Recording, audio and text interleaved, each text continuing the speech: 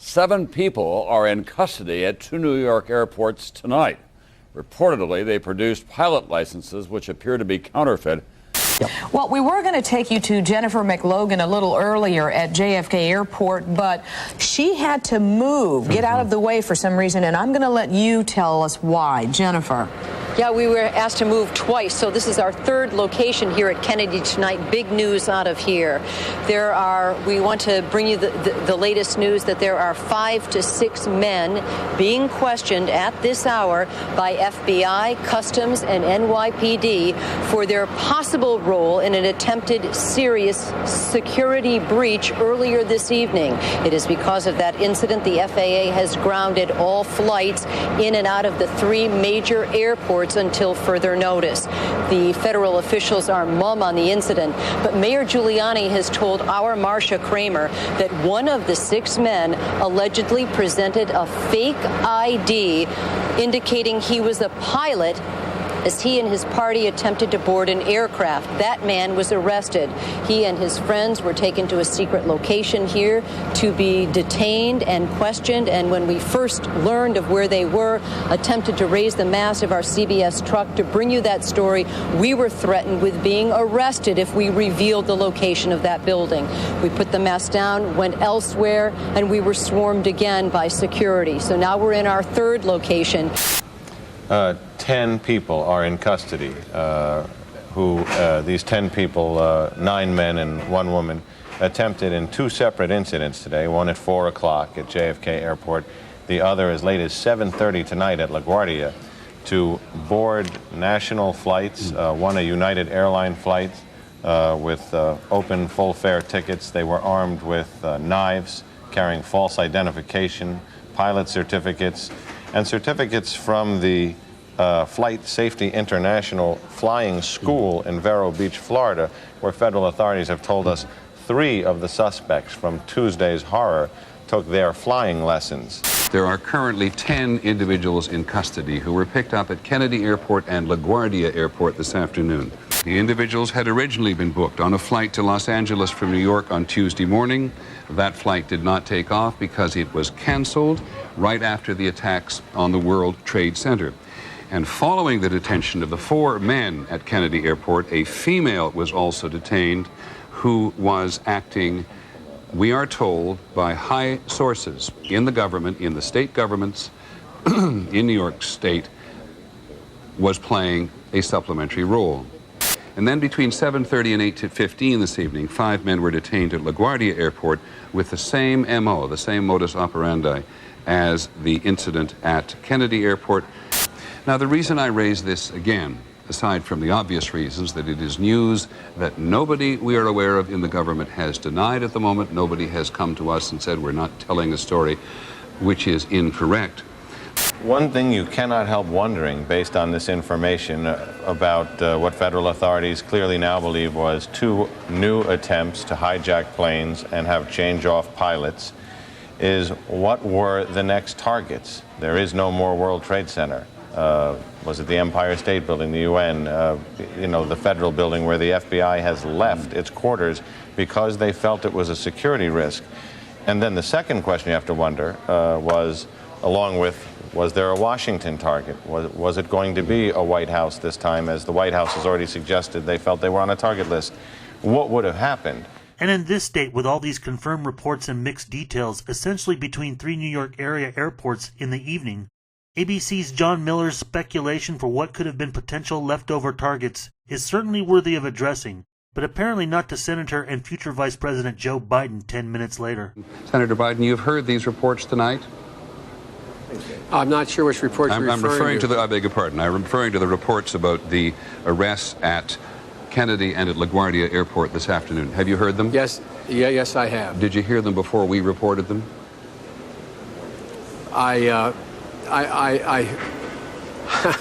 The answer is I didn't hear about the arrest. I heard about the prospects of the arrest, yes. And so you believe that do you believe that there is a continuing effort by some people to get at, in broad language, the United States tonight, and the details of these reports today are accurate, and therefore, how worried should the country be?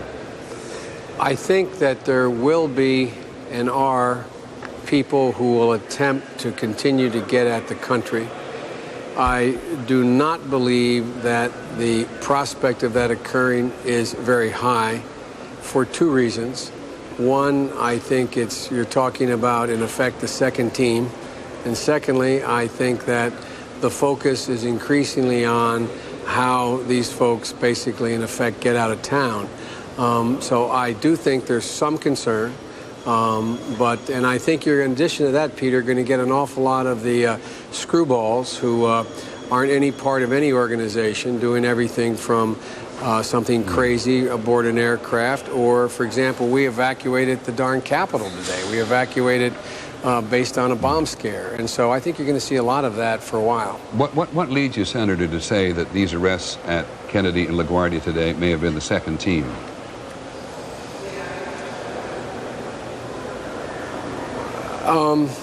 I don't think I can respond to that. Did you mean to infer by the second team that these were the sort of second-rank characters? I think it's less organized, less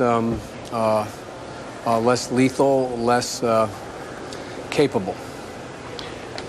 Do you base that? I'm really on kind of thin ice here, and I'm concerned about making sure that I don't say anything that leads someone as bright as you to ask me the next question and put me in a spot of potentially revealing things I shouldn't reveal. Well, in fairness, Senator, we're all on thin ice around here, and I think we both appreciate that. And secondly, I think it should be pointed out that in detaining these people at these two airports tonight, the security apparatus indeed appears to have worked in this instance. I would like to know whether or not you were briefed about this as the chairman of the Senate Foreign Relations Committee before you got to hear it in the press. No. Okay. Do you have confidence currently in the intelligence services of the United States?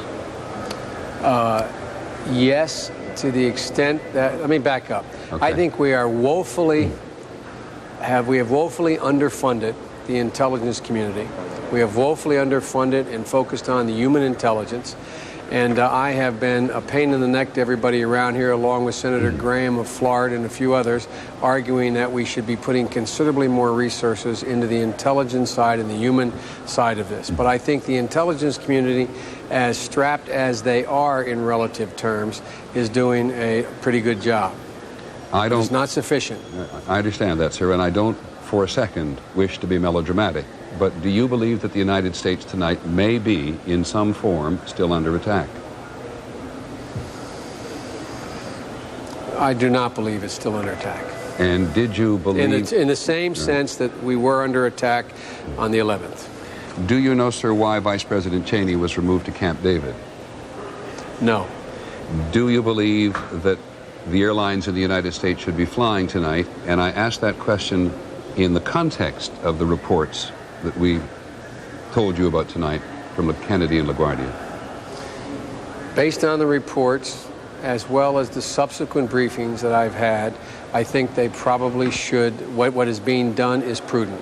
That is, those who are flying, it is prudent, and I think that it is prudent to continue to escalate the number of flights that are available to be in the air. But you do believe, sir, that the United States is not under attack and this crisis, in this immediate sense, is over? From ABC 7 News. But now, as most viewers likely know, that precisely at this point, then Senator and Chairman of the Senate Foreign Relations Committee, Joe Biden, with Secretary of State Colin Powell, had just met with Lieutenant General Mahmoud Ahmed of the Pakistani ISI regarding Pakistan's position in participating with the U.S.'s retaliation on Osama bin Laden and the Taliban in Afghanistan right after the 9/11 attacks. And also that Biden had been confronted about this meeting, particularly when General Ahmed's involvement surfaced in alleged financing of Hamburg cell hijacker Mohammed Atta through Ahmed Omar Saeed Sheikh not too long after. Although Joe Biden was able to serve as Obama's vice president for 2 terms, if things weren't bad enough then, acknowledging Biden's potential in covering up Pakistani involvement, how much worse does it seem now as far as legacy within covering up 9/11, now added with gross negligence and public endangerment with handling air travel safety and these events at JFK and LaGuardia airports, particularly since now Biden has become president-elect, having defeated President Trump in the 2020 election? But as far as this fiasco with the New York airports, we're not done with Biden just yet. And one person was arrested at New York's JFK airport for having a false identification indicating that he was a pilot. Two relatively new wrinkles. Of the men arrested tonight at Kennedy Airport, they had tickets for the United Airlines flight from New York to Los Angeles on Tuesday morning, the time when all of this havoc began. But their flight was canceled as a result of the New York City police ordering Kennedy Airport shut down at the same time that the second plane hit the World Trade Center. So they never got off the ground.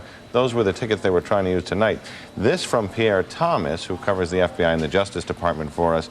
They're now investigating if one of the other teams, the LaGuardia group, were the same individuals who also on Tuesday morning had tried to clear security, but knives and weapons were detected, and they simply backed out and walked away very quickly. From what details John Miller is updating on the suspects arrested at JFK and LaGuardia airports on 9/13, seems to fill in the possibility that these could have been some of the same three Middle Eastern men that intended to hijack United Airlines Flight 23 at JFK on 9/11.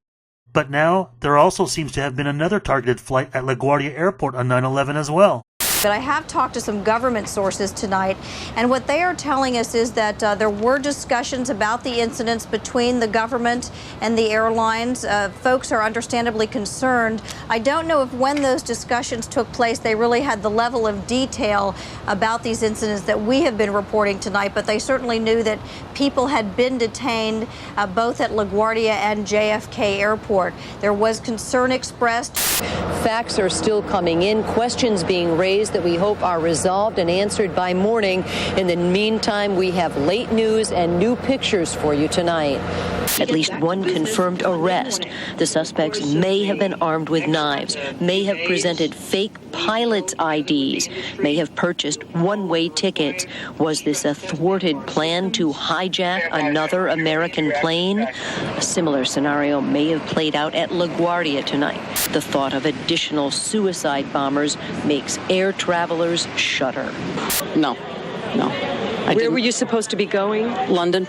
For 6 days in London, 8 days in France. Will you just reschedule now? No. You will not fly again? Probably not if I can help it. Compared to ABC's John Miller's reporting a few hours earlier differentiating the incidents between the two New York airports, specifically with the two Middle Eastern men taken into custody in the police squad car at LaGuardia Airport a couple hours after it first officially reopened, CBS 2 News' Pablo Guzman was actually reporting from a prime position at LaGuardia Airport, giving a bit more in-depth details about the overall concerns there and items the suspects were caught with. Hi, you heard Jennifer McLogan just a little while ago talking about the situation at JFK. About an hour after things started to develop there, something began to happen here at LaGuardia, and some men were stopped, detained. They are still here being questioned. They had credentials on them, trying to pass themselves off apparently as members of a ground crew, but that didn't check out. Now, there was something that added to the concern here at the time. I'm going to show you what it is. This plane was on the ground. Note the markings on the fuselage. It says United States of America. When you see that at first, you think it's Air Force One. It is not Air Force One. It is a G3 level plane. It is the plane that carries the advance team. As you just heard, President Bush said he is going to be here in New York tomorrow. He will be here in New York tomorrow, and the team comes in advance to make various preparations and connections. Now, with that plane on the ground and with people coming in with credentials that didn't check out, knowing what had just happened at JFK, you can imagine the concern here at LaGuardia. That happened around 4:30. You know what time it is now? Those folks are still in there being detained, not arrested. They have to be charged first, but the questioning goes on. And the questioning goes on because the authorities are wondering if this was not some sort of second wave. What happened at Kennedy, what's happened at LaGuardia, what may be happening elsewhere. A lot of the experts on this have felt all along that because the other side, if you will, sees that they are at war, what happened Tuesday, unfortunately, that's not the end of it. And if you have 5 cells, let's say, maybe there are 15 or 20 cells. Some cells whose job perhaps it was to wait a couple of days and then try to make a move. It seems, though, that at Kennedy and at LaGuardia, that was thwarted. Now, also here at LaGuardia earlier this morning, 2 men were arrested because there was a suspicious bag. A man came over to that bag, said it was his. There was some credentials that didn't check out once again. A younger man came and said it was his son. That didn't check out. It turned out that there was some identification that claimed to be a Massachusetts driver's license and a pilot's license. Now, given the aspects of this story that reach to Massachusetts, that reach to people training as pilots, they were immediately seized and taken away by the terrorist task force. So that happened earlier this morning, and then this afternoon, the incidents at Kennedy and at LaGuardia Airport. So it seems to be ongoing. Well, Tom, throughout the day, the federal assessment of how serious the situation was in New York has been constantly changing. At first, we were told this was a minor problem, possibly some immigration difficulties. Then there were reports that these people had knives. Then we were told that wasn't the case. Now, we're told that members of both of these groups tried to board the airplanes using falsified documents, claiming to be, for example, airline pilots or employees of the airport. We are also told that authorities got on to these people because their names matched names on a watch list of suspected terrorist sympathizers. Now, the immediate question it raises is, was this another attempt or 2 more attempts to hijack domestic airliners and stage more suicide attacks?